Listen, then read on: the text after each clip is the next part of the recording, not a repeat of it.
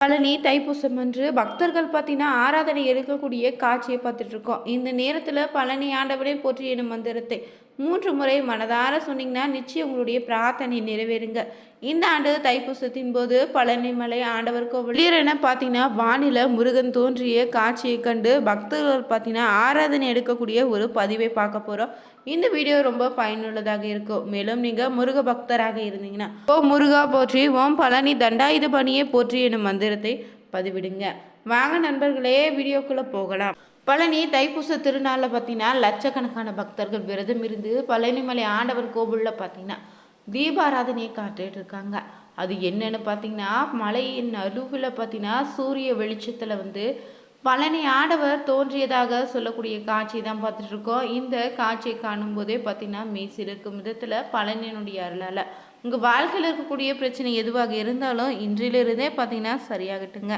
மேலும் பழனிமலை ஆண்டவன் கோவிலில் தைப்பூசத்தையொட்டி பார்த்தீங்கன்னா பக்தர்கள் காவடி எடுத்து பால் குடம் சுமந்து பழனி ஆண்டவரை தரிசித்து சென்றிருக்காங்க. பழனி தைப்பூசத்தன்று பார்த்தீங்கன்னா 1,70,000 பக்தர்கள் பார்த்தீங்கன்னா பழனி ஆண்டவனை தரிசனம் செய்திருக்காங்க.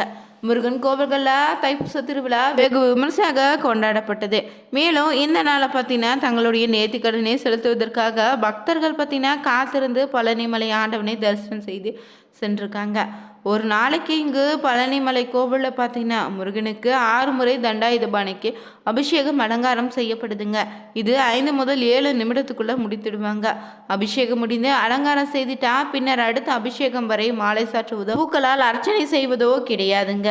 மேலும் இந்த ஆலயத்தில் சிறப்பு என்னென்னா இரவில் முருகனினுடைய மார்பில் மட்டும் வட்ட வடிவில் சந்தன காப்பு சாத்தப்படுறாங்க. விக்கிரகத்தின் புருவங்களுக்கு இடையில் ஒரு பொட்டு அளவுக்கு சந்தனம் வைக்கப்படுங்க. முன்பொரு காலத்தில் சந்தன காப்பை முகத்திலும் சாத்தியிருந்தாங்க. பின்னால் தான் இந்த முறை மாற்றம் ஏற்பட்டிருக்கு. தண்டாயுதபாணி விக்கிரகம் மிகுந்த சூடாக தான் இருக்கும்.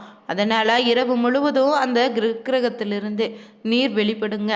இந்த நீரை அபிஷேக தீர்த்தத்தோடு கலந்து காலையில் பார்த்தீங்கன்னா அங்கே இருக்கக்கூடிய பக்தர்களுக்கு பிரசாதமாக கொடுக்குறாங்க. தண்டாயுதபாணி சிலையில் நெற்றியில் ருத்ராட்சம், கண், மூக்கு, வாய், தோள்கள், கை, விரகல்னு மிக அற்புதமாக ஒளியால் செதுக்கப்பட்டது போல தெளிவாக இருக்குங்க.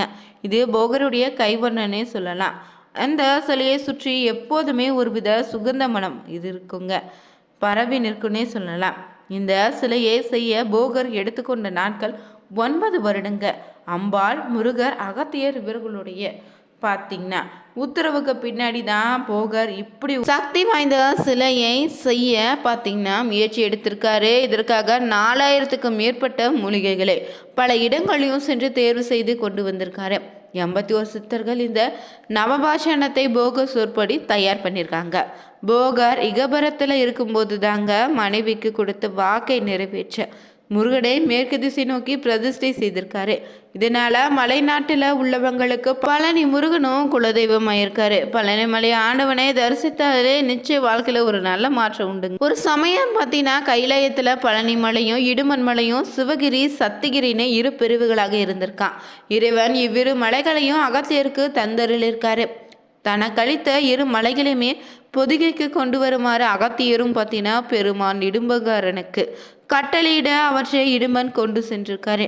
இப்படி சிவகிரியும் சத்திகிரியும் அவன் தூக்கி செல்லும் போது களைத்து இப்போது பழனி மலையும் இடுமன் மலையும் 2 இடங்கள் அவற்றை வைத்திருக்காரு. முருகப்பெருமானின் அருளால் அவை 2 அவ்விடங்களே புரிந்திடுச்சு. மேலும் பார்த்தீங்கன்னா அவற்றை தூக்க முற்பட்ட போது இடும்பனால் அவற்றை தூக்கவோ நகர்த்தவோ முடியாமல் போயிருக்கு.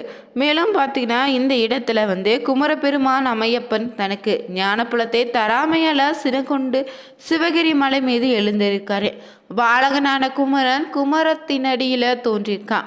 இது கண்டு இளம்பரசன் தன்னால் மலைகளை மீண்டும் தூக்கிட இயலாமல் போனதற்கு குமரனே காரணனே எண்ணி கடும் கோபம் கொண்டவனாய் அவரை எதிர்த்து போரிடத் தொடங்கியிருக்காரு. குமர கடவுளுக்கு அசுரனுக்கு கடும் போர் நடந்திருக்குங்க.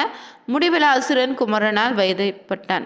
தன் கணவன் உயிர் நீத்தத்தை கண்டு வருந்திய இடும்பன் மனைவியான இடும்பி குமரக்கடவுளிடம் தன் கணவனை மீண்டும் உயிர்ப்பித்து தருமாறு வேண்ட அவரும் அவ்வாறே செய்திருக்காரு.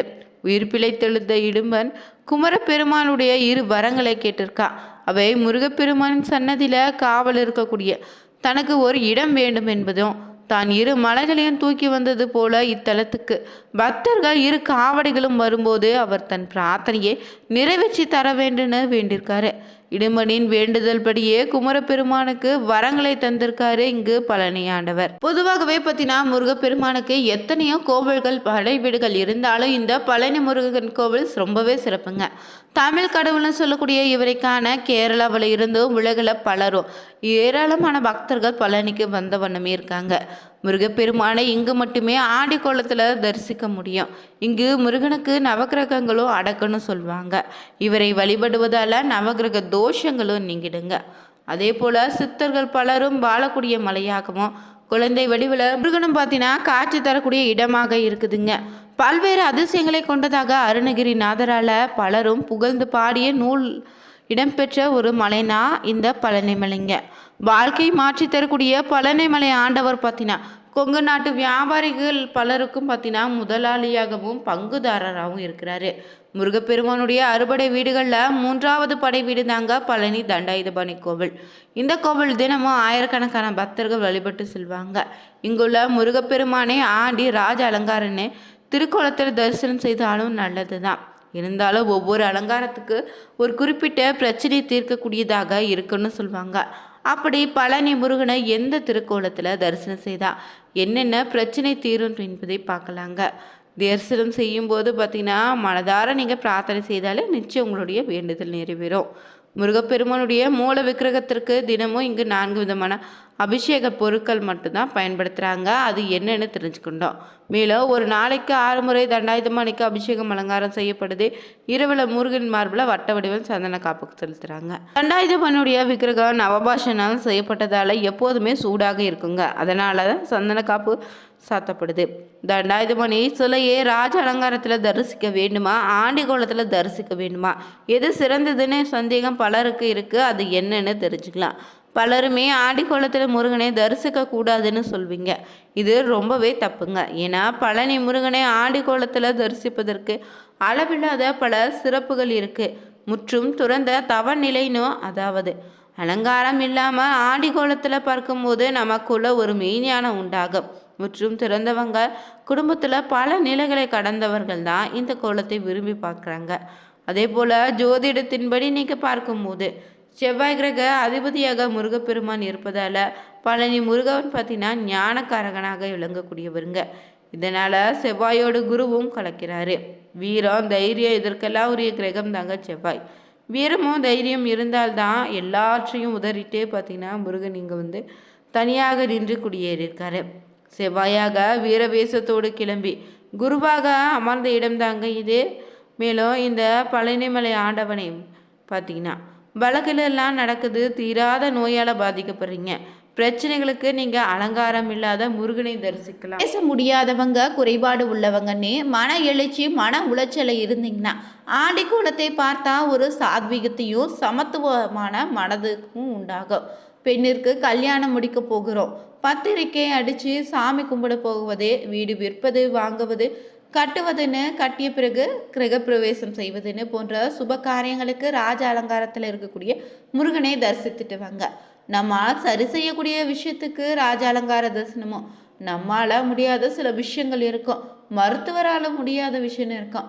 அப்படிப்பட்ட விஷயங்களுக்கெல்லாம் ஆண்டிக்கோல முருகனை தரிசிப்பது சிறப்பான பலன் உண்டுங்க. பழனிமலை முருகப்பெருமான் பார்த்தீங்கன்னா 3வது படைவீடாகவும் சித்தர்கள் வாழக்கூடிய இடமாகவும் இருக்கு. போக சித்தருடைய நவபாஷண சிலையும் மலை மீது வீற்றிருக்கக்கூடிய தண்டாயுதபாணி சுவாமியும் இந்த இடத்தின் முக்கிய அம்சம்னே சொல்லலாம். முருகப்பெருமான் பார்த்தீங்கன்னா ஞான பலத்திற்காக கோபித்து கொண்டு முருக சிவனிடம் இருந்து தண்டாயுதபாணியாக ஆடி கோலத்தில் அமர்ந்த இடம்தாங்க பழனிமலை ஆண்டவர் கோவில்.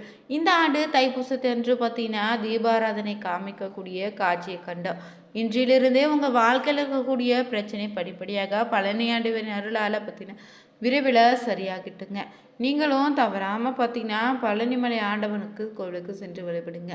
நீங்கள் முருக பக்தராக இருந்தீங்கன்னா உங்களுடைய நீண்ட நாள் கோரிக்கை நிறைவேற அருகில் இருக்கக்கூடிய முருகன் ஆலயத்துக்கு சென்று 6 விளக்குகளை நீதீபம் ஏற்றி வாரந்தோறும் செவ்வாய்க்கிழமை நாளில் தவறாமல் வழிபட்டு வந்தீங்கன்னா நிச்சயம் அதற்கான பலன் உண்டு. வீடியோ பதிவு உங்கள் கண்களில் தென்பட்டு இருந்தால் ஓ முருகா போற்றி தண்டாயுதபாணியை போற்றி என்னும் மந்திரத்தை 3 முறை கமெண்ட் பாக்ஸில் பதிவிட்டு மனதார பிரார்த்தனை செய்தால் நிச்சயம் நிறைவேறுங்க.